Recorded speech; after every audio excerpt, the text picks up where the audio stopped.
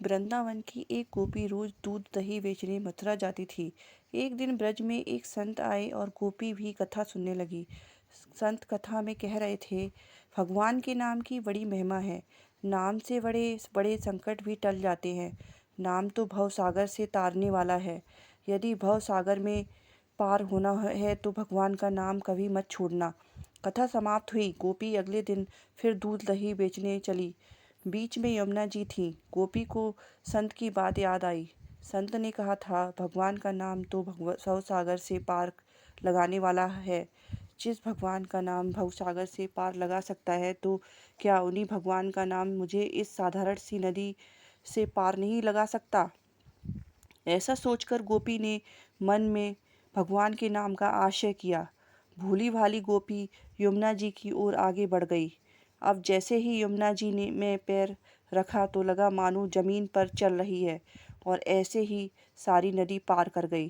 पार पहुंचकर बड़ी प्रसन्न हुई और मन में सोचने लगी कि संत ने तो बड़ा अच्छा तरीका बताया पार जाने का। रोज रोज नाविक को भी पैसे नहीं देने पड़ेंगे। एक दिन गोपी ने सोचा कि संत ने मेरा इतना भला किया है, मुझे उन्हें खाने पर बुलाना चाहिए। अगले दिन गोपी जब दही बेचने गई, तब संत के से घर में भोजन करने को कहा। संत तैयार हो गए। अब बीच में फिर यमुना नदी आई। संत नाविक को बुलाने लगा तो गोपी बोली, बाबा, नाविक को क्यों बुला रहे हो? हम ऐसे ही यमुना जी में चलेंगे। संत बोले, गोपी, कैसी बात करती हो? यमुना जी को ऐसे ही कैसे पार करेंगे? गोपी बोली, बाबा, आपने ही तो रास्ता बताया था। आपने कथा में कहा था कि भगवान के नाम का आश्रय लेकर भवसागर से पार हो सकते हैं। तो मैंने सोचा, जब भवसागर से पार हो सकते हैं तो यमुना जी से पार क्यों नहीं हो सकते?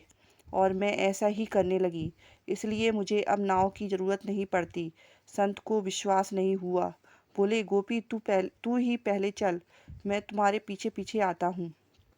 गोपी ने भगवान के नाम का आश्रय लिया और जिस प्रकार रोज जाती थी वैसे ही यमुना जी को पार कर गई।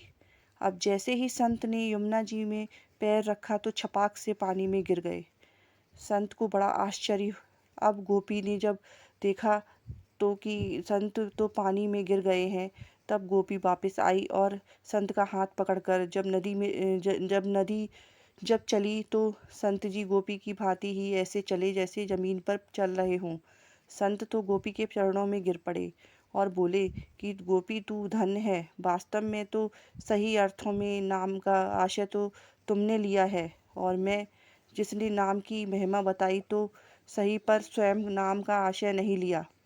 हम भगवान नाम का जप एवं आशय तो लेते हैं, पर भगवान नाम से पूर्ण विश्वास एवं श्रद्धा नहीं होने से हम इसका पूर्ण लाभ प्राप्त नहीं कर सकते।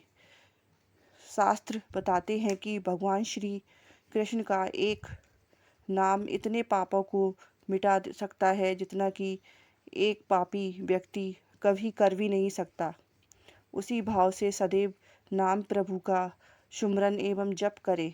अगर आपको मेरी ये कहानी अच्छी लगी हो तो मेरे चैनल को subscribe, like, comments and share करना ना भूलें।